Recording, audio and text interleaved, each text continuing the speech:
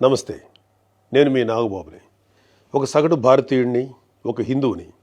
అదేంటి మీరంతా నాస్తికుడు అనుకుంటున్న నాగబాబు హిందువుని అంటున్నాడని అనుకుంటున్నారా?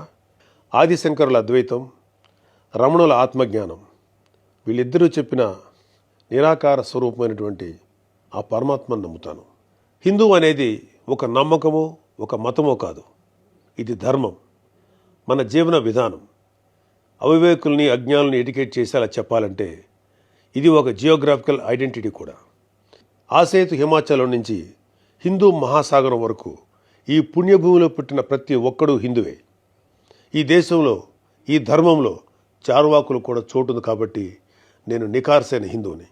నా ధర్మాన్ని గౌరవిస్తూ ఇతరులను కించపరచకుండా బతుకుతున్న ఒక ప్రౌడ్ సనాతన హిందువుని. అందుకే నాకు ఎమ్మెల్సీగా కౌన్సిల్లో మాట్లాడే అవకాశం రాగానే హిందూ మతం కోసం పాటుపడే అర్చకుల చాలని జీతబత్యాల గురించి మాట్లాడాను.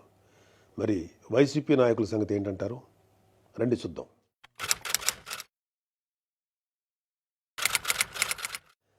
సెప్టెంబర్ 6, 2020 అంతర్వేది శ్రీ లక్ష్మీ నరసింహస్వామి వారి రథం దగ్ధమైన రోజు.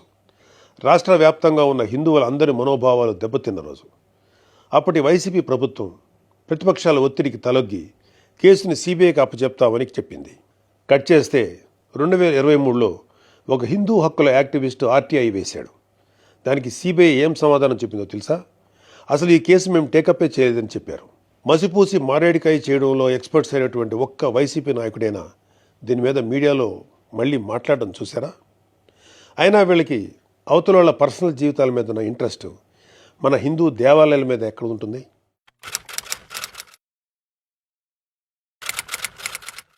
డిసెంబర్ 2020 రామతీర్థం రాముడు మనకు ఒక దైవం.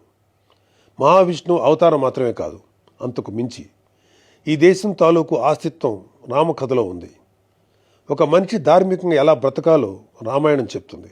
రామాయణంలో మారీచుడు చెప్తాడు, రామో విగ్రహవాన్ ధర్మ సాధు సత్య పరాక్రమ అని. ఈ భూమి మీద రాశీభూతమైన ధర్మమే శ్రీరాముడిని నమ్మే జాతి మనది. అలాంటి రాముడి శిరస్సును నరికినా పట్టించుకోని ప్రభుత్వం వైసీపీ ప్రభుత్వం. అప్పటి ప్రభుత్వం ఇన్వెస్టిగేషన్లో చూపించిన నిర్లక్ష్యం వల్ల దీని వెనుకున్న అసలు దోషులను శిక్షించలేక ఏదో నామకే వాస్తే కేసులు పెట్టి దీన్ని నీరు కార్చారు. అయినా మీకు మీ మంత్రులకి రిలీజ్ సినిమాలకు రివ్యూలు ఇవ్వడం మీద ఉన్న శ్రద్ధ రాముడి మీద ఎందుకు ఉంటుంది?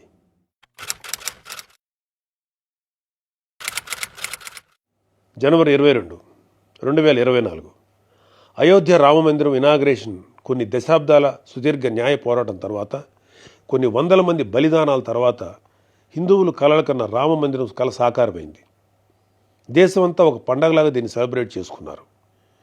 మన రాష్ట్రం నుంచి పవన్ కళ్యాణ్ గారు, చంద్రబాబు నాయుడు గారు కూడా వెళ్ళి అందులో పాలు పంచుకున్నారు.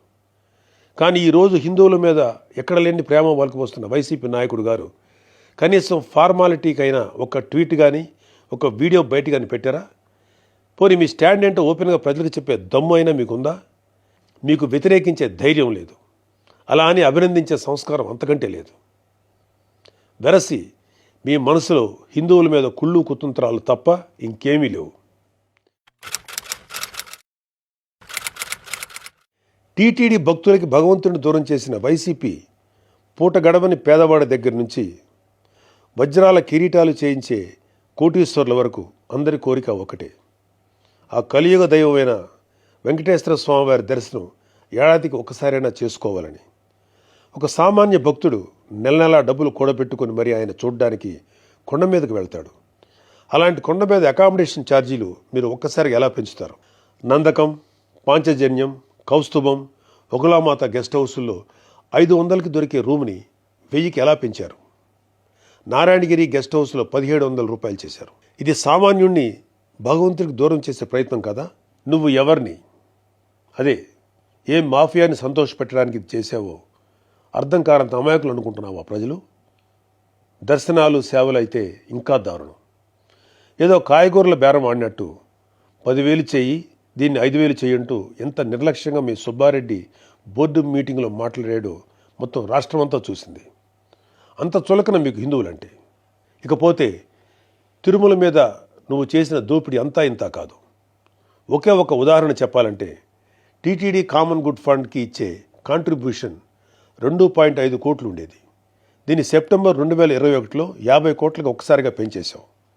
అసలు ఇక్కడే కాదు, ఎక్కడ కొండ కనపడినా గుండు కొట్టేయాలనుకోవడమేగా మన అలవాటు.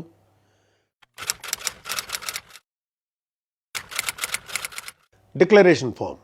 ప్రతి రిలీజియస్ ఇన్స్టిట్యూట్కి ఒక సాంప్రదాయం ఉంటుంది. దాన్ని గౌరవించడం మన ధర్మం.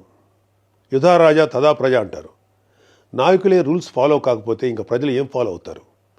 అయినా బాధ్యత గురించి వైసీపీకి చెప్పడం చెవిటోడి చెవిలో శంఖం ఊదినట్టే.